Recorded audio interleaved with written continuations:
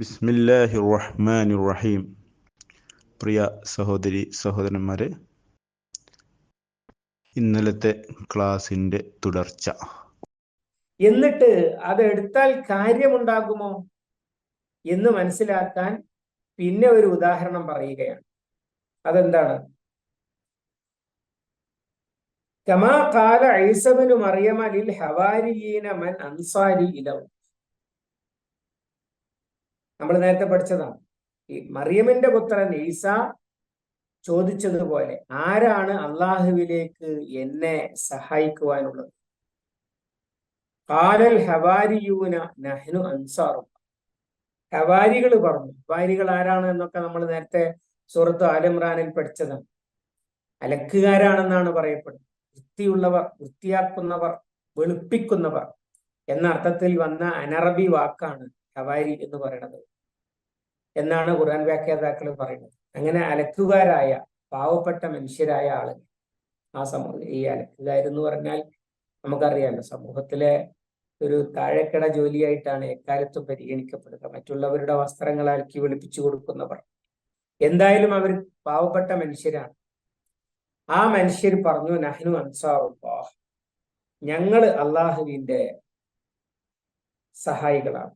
ഈസ അലൈഹി സ്വലാം ചോദിച്ചത്, മൻ അൻസാരി ഇലല്ലാഹ്, അള്ളാഹുവിലേക്ക് എന്നെ സഹായിക്കാൻ. അല്ലെ, ഹിജ്റയെ കുറിച്ച് പറഞ്ഞ ഹദീസിൽ ഫമൻ കാനത്ത് ഹിജ്റത്തുഹു ഇലല്ലാഹി വ റസൂലിഹി, അള്ളാഹുവിലേക്കും റസൂലിലേക്കുമുള്ള ഹിജ്റ, അഥവാ അള്ളാഹുവിന്റെയും റസൂലിന്റെയും പ്രീതി ആഗ്രഹിച്ചുകൊണ്ട്, കൽപ്പന അനുസരിച്ചുകൊണ്ട് ചെയ്യുന്ന ഹിജ്റ എന്നാണ്. എന്നതുപോലെ അള്ളാഹു ഏൽപ്പിച്ച ദൗത്യം നിർവഹിക്കുന്നതിലേക്ക് എന്നെ സഹായിക്കാൻ ആരുണ്ട് എന്ന്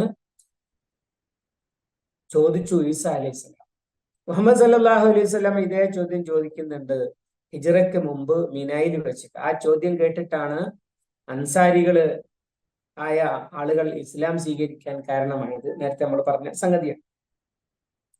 അതാണ് ഇവിടെ എടുത്തു പറയുന്നത്, മൻ അൻസാരി ഇലല്ലാഹ്. ഇവിടെ പറയുന്നത് എന്താ? അങ്ങനെ ഈസാ അലൈഹി സ്വലാം പറഞ്ഞതുപോലെയാണ് കൂനു അൻസാറുല്ലാഹ് എന്ന് ഇവിടെ പറയുന്നത് എന്നും മനസ്സിലാക്കാൻ വേണ്ടിയാണ്. യാ അയ്യുഹല്ലദീന ആമനു കൂനു അൻസാറല്ലാഹ് എന്ന് പറയുന്നത് ഈസാ അലൈഹി സ്വലാം പറഞ്ഞതുപോലെയാണ്. അഥവാ വലിയ പ്രയാസപ്പെടുന്ന സമയത്താണ് ഈസാ അലൈഹി സ്വലാം അത് ചോദിച്ചത്. എന്നതുപോലെ സത്യവിശ്വാസികൾ ഇപ്പൊ ചെയ്യേണ്ടത് അള്ളാഹുവിന്റെ അൻസാറുകളായി തീരുകയാണ് എന്നർത്ഥം. ഖാലൽ ഹവാരിയൂന നഹ്നു അൻസാറുല്ലാഹ്. എന്നിട്ടുണ്ടായതാണ് പിന്നെ പറയുന്നത്, ഫആമന ത്വാഇഫത്തും മിൻ ബനി ഇസ്രായീല. അങ്ങനെ ഇസ്രായേല്യരിൽ നിന്ന് ഒരു വിഭാഗം വിശ്വസിച്ചു. അഥവാ അൻസാരികൾ ഹവാരികൾ പണിയെടുത്തതിന്റെ ഫലമായിട്ട് ഒരു വിഭാഗം ബനി ഇസ്രായേല്യർ വിശ്വസിച്ചു, മുഅ്മിനുകളായി. വകഫറ ത്വാഇഫ്, മറ്റൊരു വിഭാഗം നിഷേധികളാകുകയും ചെയ്തു. എന്തിനാ പറയുന്നത്? ബനി ഇസ്രായേല്യര് നബിമാരുടെ ആളുകൾ എന്നാണ് മദീനയിൽ ഈ ആയത്തിറങ്ങുമ്പോൾ ഉള്ള ഒരു പിക്ചർ. എന്നാൽ അങ്ങനെയല്ല. അന്ന് തന്നെ ബനി ഇസ്രായേല്യർ എല്ലാവരും വിശ്വസിക്കാൻ തയ്യാറായിട്ടില്ല. അഥവാ ഈ ബനി ഇസ്രായേല്യര് നിഷേധിക്കുന്ന ആദ്യത്തെ നബിയല്ല മുഹമ്മദ് സല്ലല്ലാഹു അലൈഹി വസല്ലം.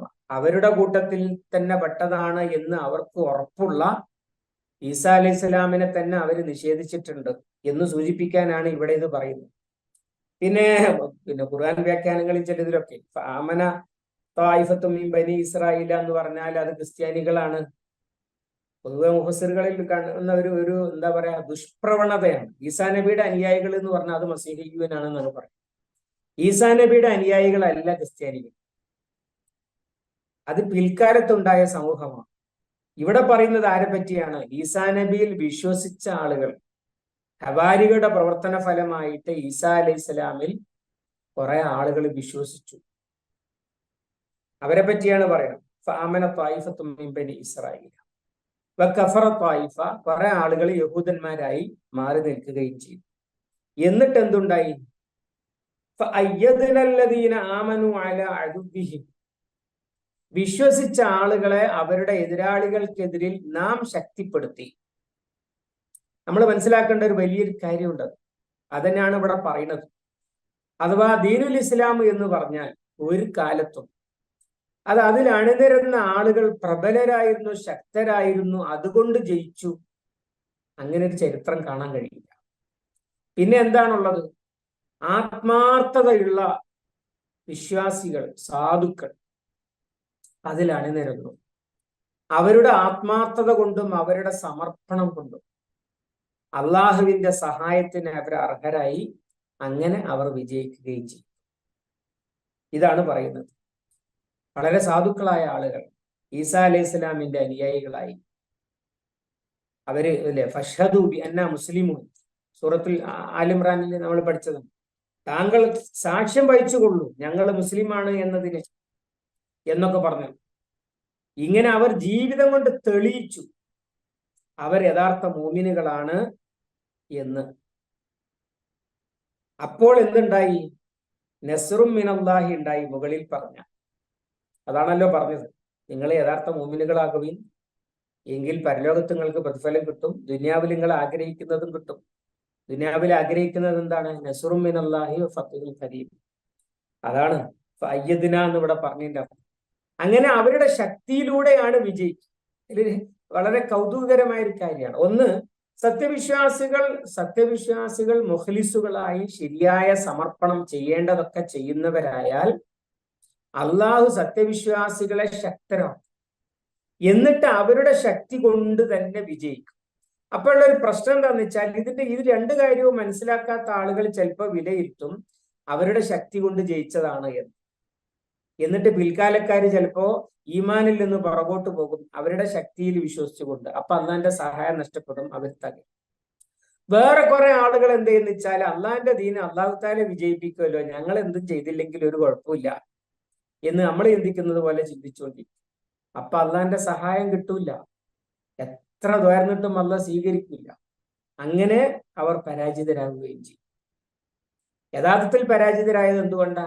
ഈമാനും തഖ്വയും സബറും ഇസ്തിഖാമത്തും ഒക്കെ കുറഞ്ഞത് കൊണ്ട്, അള്ളാഹിന്റെ സഹായത്തിന് അർഹരല്ലാതായത് കൊണ്ട് പരാജയപ്പെട്ടു.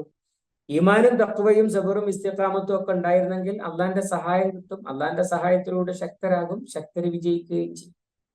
ഇങ്ങനെ ഇത് മൂന്നും കൂടി, വിജയവും അള്ളാഹിന്റെ സഹായവും ഈമാനും കൂടി ഒരു കണക്ഷനും. ഈ കണക്ഷൻ വിട്ടുപോയാൽ പിന്നെ അതിൽ ഏതൊന്നും ഉണ്ടായിട്ടും കാര്യം ഉണ്ടാവില്ല. അള്ളാഹിന്റെ സഹായമായിട്ട് കിട്ടൂല, ഈമാൻ കൊണ്ട് മാത്രം കാര്യം ഉണ്ടാകുകയില്ല, വിജയം വരികയുമില്ല. അത് മനസ്സിലാക്കാനാണ് ഇവിടെ ഇത് പറയുന്നത്. സത്യവിശ്വാസികളെ നിങ്ങൾ എന്ത് വേണം? നിങ്ങൾ നല്ല ക്വാളിറ്റിയുള്ള മോമിനുകളാണ്. ഇതിന്റെ വ്യാഖ്യാനത്തില് മുഫസ്സിറുകൾ പലരും പറയുന്നുണ്ട്, ഇത് അന്നത്തേക്ക് മാത്രമുള്ള ഒരു ഓഫർ അല്ല.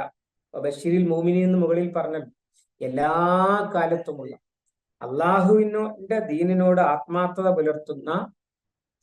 ആത്മാർത്ഥത പുലർത്തി അള്ളാഹുവിന്റെ ദീനിന്റെ വിജയത്തിന് വേണ്ടി അണിനിരക്കാൻ ഏതൊക്കെ കാലത്ത് സത്യവിശ്വാസികൾ തയ്യാറാകുന്നു ആ കാലത്തേക്കൊക്കെയുള്ള അള്ളാഹുവിന്റെ ഓഫറാണ് ഈ പറയുന്നത്. മുകളിൽ പറഞ്ഞ ബഷീരിൽ മോമിനി എന്ന് പറഞ്ഞിട്ട് നിങ്ങൾ അള്ളാഹുവിന്റെ സഹായികളാകൂ എന്ന് പറയണം. എന്നിട്ട് അതിന്റെ തെളിവ് പറയാണ്, വിറക് വെട്ടികളും വെള്ളം കോരികളും എന്നൊക്കെ ബൈബിളിന്റെ ഭാഷയിൽ പറഞ്ഞ പിന്നെ ഹവാരികളായ ആളുകൾ അവര് ലാഹിറുകളായി, അവര് ലാഹിറുകളായി എന്ന് അള്ളാഹു സുബ്ഹാനഹു വ തആല എടുത്തു പറയാണ്. എന്താണ് ലാഹിറുകളായി എന്ന് പറഞ്ഞാൽ? ഈസാ അലൈഹി ഇസ്ലാമിൽ വിശ്വസിച്ച ആളുകൾ, അദ്ദേഹത്തെ ക്രൂശിക്കാൻ മെനക്കെട്ട ജൂതന്മാരെ, ഈസാ നബിയുടെ ചരിത്രം പഠിച്ചാൽ അറിയാം. ഏതാനും വർഷം കഴിയുമ്പോൾ ജൂതന്മാരെയൊക്കെ ആട്ടിയോടിച്ചിട്ട് പേർഷ്യൻ ചക്രവർത്തിയായ സൈറസ് ബാഗ്ദാദ് ജെറൂസലേം ആക്രമിച്ച് നശിപ്പിച്ച് അവരെയൊക്കെ പിന്നെ തകർക്കുകയാണ് ചെയ്യുന്നത്. കുറച്ചങ്ങോട്ട് കഴിയുമ്പോൾ പിന്നീട് ഈസാ അലൈഹി ഇസ്ലാമിന്റെ അനുയായികളുടെ ഭരണവും അവരുടെ സ്വാധീനവുമാണ് വർദ്ധിച്ചു വരുന്നത്. പിൽക്കാലത്ത് അവര് വഴിതെറ്റിപ്പോയി.